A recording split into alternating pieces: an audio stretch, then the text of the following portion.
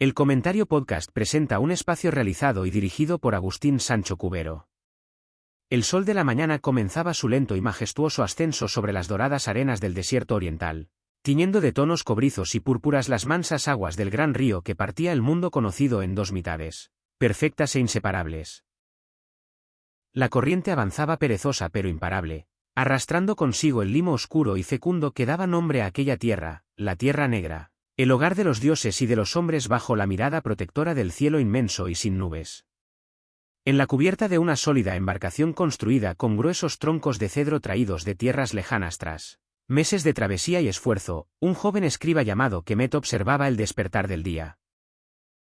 Sentía en su rostro la brisa fresca que pronto se transformaría en un aliento abrasador, el aliento del desierto que acechaba siempre a pocos pasos de la franja verde y viva que bordeaba el agua. El viaje había comenzado hacía ya 14 días en la ciudad sagrada del sur, donde los templos de columnas gigantescas parecían sostener la bóveda celeste, y su destino final era la capital del norte, el asiento del poder absoluto donde el Señor de las dos tierras gobernaba con justicia y firmeza, manteniendo el equilibrio del universo para que el caos no devorara la creación. Los remeros, hombres de piel curtida y oscura por los incontables soles soportados sobre sus hombros, hundían las anchas palas de madera en el agua oscura con un movimiento rítmico, acompasado por un canto grave y monótono que parecía nacer de las profundidades mismas del río, una melodía antigua como el mundo que apaciguaba a los espíritus de las aguas y pedía protección contra los peligros invisibles que acechaban bajo la superficie tranquila, como los grandes reptiles de fauces temibles o los hipopótamos territoriales capaces de quebrar la madera de un solo golpe ciego y brutal. Kemet, sentado sobre una estera de juncos trenzados con exquisita habilidad, acariciaba la superficie rugosa de un rollo de papiro en blanco, sintiendo el peso de la responsabilidad que recaía sobre sus hombros todavía jóvenes, pues su tarea no era otra que registrar los tributos, las cosechas y las ofrendas que las tierras del sur enviaban al Palacio Real, una tarea que requería una precisión absoluta y un conocimiento profundo de los signos sagrados que encerraban el poder de dar vida a las palabras y de hacerlas eternas, inmutables ante el paso inexorable de las estaciones y de las crecidas. El olor del barro húmedo se mezclaba en el aire con el aroma dulce y penetrante de las flores de loto que abrían sus pétalos inmaculados al recibir los primeros rayos del sol, un espectáculo cotidiano que sin embargo nunca dejaba de asombrar al joven escriba, pues en cada apertura veía reflejado el nacimiento del primer día, el instante primigenio en el que la luz venció a las tinieblas y la vida floreció en medio del vacío inerte. A medida que la embarcación avanzaba hacia el norte, empujada por la corriente favorable y por el viento del sur que hinchaba la vela cuadrada de lino blanco, las orillas revelaban el pulso constante y laborioso del pueblo, un hormigueo incesante de hombres y mujeres que trabajaban la tierra con una devoción que rozaba lo sagrado. Los campos se extendían como un tapiz verde y vibrante, cuadriculados por una red infinita de canales y acequias que distribuían el agua vivificante hasta el último rincón de la tierra cultivable. Un prodigio de ingenio y de observación acumulado a lo largo de incontables generaciones que habían aprendido a leer los signos del río. Kemet veía a los agricultores manejando el arado de madera tirado por yuntas de bueyes pesados y pacientes, abriendo surcos profundos en el barro secado por el sol, preparándolo para recibir la semilla que pronto germinaría y se transformaría en espigas doradas de trigo y cebada, el sustento básico que alimentaba los cuerpos y alegraba los corazones en las fiestas de la recolección. A lo lejos se alzaban las siluetas estilizadas de las palmeras datileras, ofreciendo su sombra benéfica y sus frutos dulces como la miel, mientras en las zonas más altas y secas prosperaban los huertos de cebollas, ajos, lechugas y legumbres, completando la dieta de un pueblo que amaba la vida. La jornada avanzaba y el calor se hacía más intenso, volviendo el aire pesado y brillante, distorsionando las formas de las aldeas de casas de adobes que salpicaban el paisaje. Construcciones sencillas pero funcionales que protegían a sus habitantes del sol implacable durante el día y del frío penetrante que caía sobre la tierra negra una vez que el sol se ocultaba tras los acantilados occidentales. Bajo el toldo de tela cruda que lo protegía del sol del mediodía, Kemet abrió su paleta de madera, un objeto precioso que había pertenecido a su padre y al padre de su padre, un vínculo tangible con un linaje de hombres que habían dedicado su existencia al noble arte de la escritura, la profesión más respetada y temida, pues quien domina los signos domina la realidad misma. Los huecos de la paleta contenían las pastillas de tinta negra y roja, fabricadas con paciencia a partir de hollín, ocre y goma arábiga, listas para ser mezcladas con unas gotas de agua contenidas en un pequeño cuenco de alabastro translúcido. El joven escriba tomó un cálamo finamente afilado, lo mojó en la tinta negra, reservada para el texto principal, dejando la roja para los títulos, los nombres divinos y las cantidades importantes, y comenzó a trazar sobre el papiro los caracteres hermosos y complejos que daban cuenta de las riquezas transportadas en la bodega de la nave, signos que representaban pájaros, serpientes, hombres, estrellas y vasijas, una multitud de formas que en su combinación mágica se convertían en palabras, en ideas, en órdenes que cruzaban el espacio y el tiempo. Cada trazo exigía concentración y pulso firme, pues un error no solo era una falta de estética sino una ofensa al dios de la sabiduría, el señor del pico largo que pesaba los corazones en la sala del juicio, aquel que había entregado el conocimiento de las palabras divinas a la humanidad para sacarla de la ignorancia y del caos.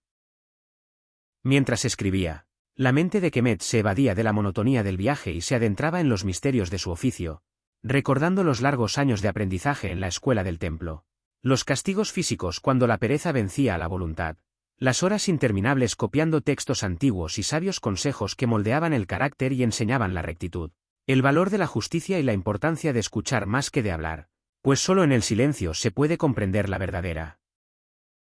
naturaleza de las cosas. Su pensamiento voló entonces hacia la gran ciudad del sur, la que había dejado atrás hace semanas, el hogar del dios oculto, el rey de todos los dioses, cuyo templo inabarcable era una ciudad dentro de la ciudad, un bosque de columnas de piedra de dimensiones ciclópeas que parecían desafiar la gravedad y el sentido común, levantadas por miles de obreros a lo largo de siglos de trabajo ininterrumpido.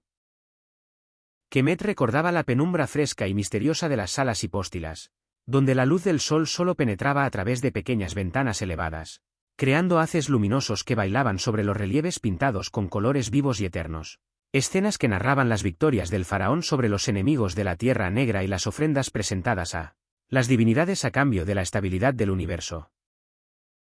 El aire en aquellos recintos sagrados estaba siempre cargado del aroma embriagador del incienso y la mirra, resinas preciosas traídas de tierras lejanas y misteriosas, que se quemaban incesantemente en braseros de oro y bronce para alimentar a los dioses y elevar las plegarias de los sacerdotes hacia el cielo invisible.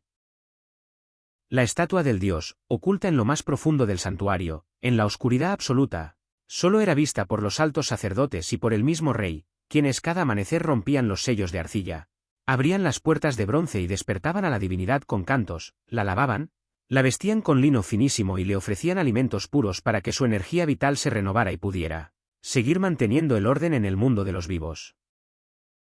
Todo aquel esplendor, toda aquella riqueza material y espiritual, era sostenida por la fuerza inagotable del río, que con su inundación anual garantizaba las cosechas que llenaban los graneros de los templos, permitiendo alimentar a la multitud de sacerdotes, artesanos, cantores y sirvientes que dedicaban su vida entera a mantener contentos a los dioses y a asegurar la prosperidad eterna de la nación. Pero la vida en el valle no se entendía sin su opuesto, la tierra roja, el desierto estéril y abrasador que flanqueaba la franja verde, el dominio del dios del caos y de las tormentas, pero también el lugar de descanso eterno para aquellos que habían cruzado el umbral de la existencia mortal. Mirando hacia el oeste, Kemet podía distinguir en la distancia la línea ondulada y rojiza de los acantilados, tras los cuales se ocultaban las ciudades de los muertos, valles secretos donde los faraones de antaño habían excavado sus tumbas en la roca viva, buscando proteger sus cuerpos incorruptos y sus tesoros de la avaricia de los profanadores, en un intento desesperado por garantizar su supervivencia en el más allá. La muerte no era vista como un final absoluto, sino como una transición difícil y peligrosa hacia una vida nueva y perfecta en los campos de juncos, un paraíso agrícola donde las cosechas nunca fallaban y la juventud era eterna. Pero para alcanzar ese estado bienaventurado era indispensable preservar el cuerpo físico a través de complejos rituales de embalsamamiento, un proceso que duraba 70 días y que vaciaba el cadáver de aquello que pudiera corromperse, rellenándolo con resinas, aceites y sales del desierto, hasta convertirlo en una envoltura inalterable al paso de los milenios. Sobre el pecho del difunto, envuelto en cientos de metros de vendas de lino, se colocaban amuletos de oro y piedras preciosas que le protegerían en su viaje por el inframundo, un recorrido plagado de demonios, lagos de fuego y puertas custodiadas por seres terribles que exigían conocer los nombres secretos para permitir el paso, un conocimiento que se encontraba escrito en los rollos de papiro que acompañaban al difunto, guías mágicas que iluminaban la oscuridad y aseguraban el triunfo final. En la sala del juicio. Allí, ante el Dios de la otra vida, el corazón del hombre era pesado en una balanza frente a la pluma de la verdad, y solo aquellos que habían vivido según las leyes de la justicia podían aspirar a la eternidad, mientras que los impíos eran devorados instantáneamente por una bestia aterradora, sufriendo la segunda y definitiva muerte, la aniquilación total del ser. La nave dio un leve bandazo al esquivar un banco de arena invisible, devolviendo al escriba a la realidad vibrante y calurosa del río, donde el tráfico de embarcaciones aumentaba a medida que se acercaban a las grandes llanuras del norte.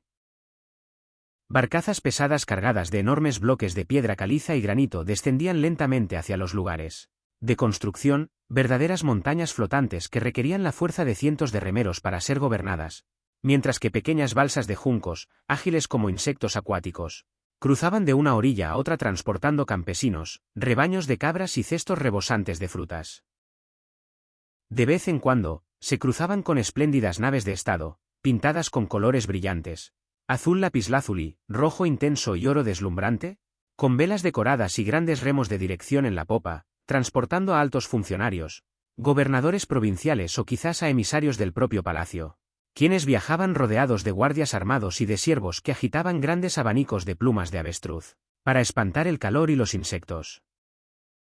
El río era la gran arteria de la nación, el camino principal que unía las tierras dispersas y cohesionaba un imperio que se extendía a lo largo de miles de kilómetros, un vínculo líquido que traía no solo agua y alimento, sino también noticias, ideas, leyes y tropas, asegurando que la voluntad del soberano se cumpliera tanto en los confines más meridionales como en las lejanas costas del Gran Mar del Norte.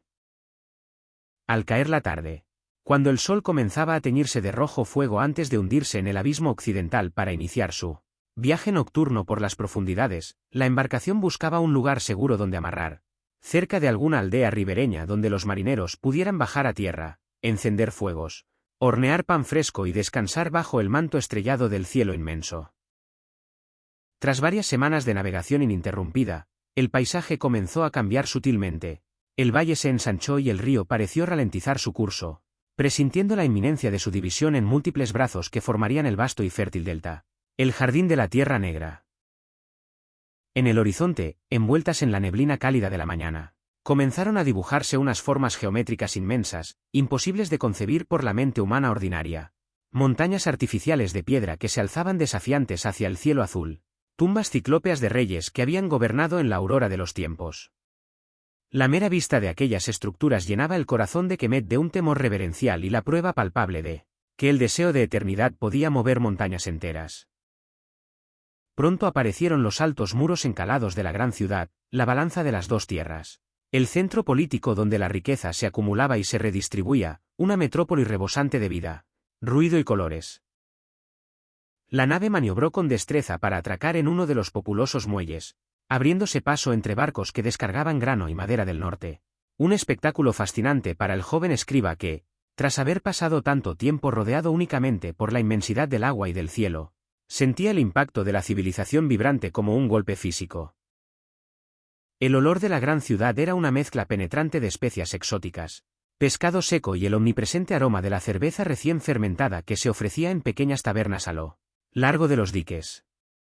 Los porteadores cargaban pesados fardos de lino bajo la mirada atenta de los capataces armados con varas de madera de acacia, mientras los comerciantes regateaban a gritos en cada esquina, intercambiando collares de cuentas por medidas de trigo o anillos de cobre por sandalias de cuero fino. Kemet, tras asegurar sus preciosos rollos de papiro en su fardo de viaje, descendió por la pasarela de madera que unía el barco con la tierra firme, sintiendo el suelo inamovible bajo sus pies descalzos después de tantos días de constante balanceo, y se abrió paso entre la multitud variopinta, sintiendo una mezcla de alivio por haber concluido su travesía sano y salvo y de expectación por los misterios y oportunidades que aquella inmensa urbe le reservaba.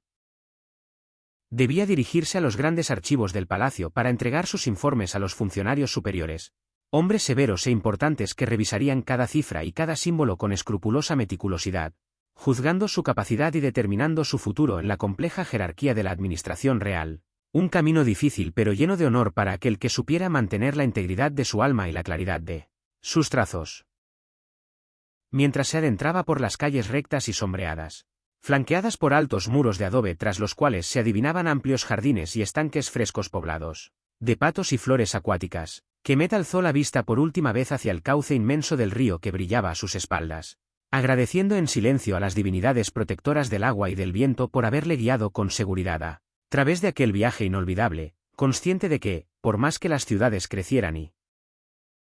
los imperios se expandieran, el verdadero señor de aquella tierra milenaria seguiría siendo siempre el río, con su ciclo eterno de inundación, siembra y cosecha, dictando el pulso de la existencia desde el principio de los tiempos hasta la consumación de los siglos, bajo la mirada eterna de las estrellas y el abrazo cálido del sol. Espacio realizado y dirigido por Agustín Sancho Cubero. Gracias por su atención. Hasta la próxima edición del programa.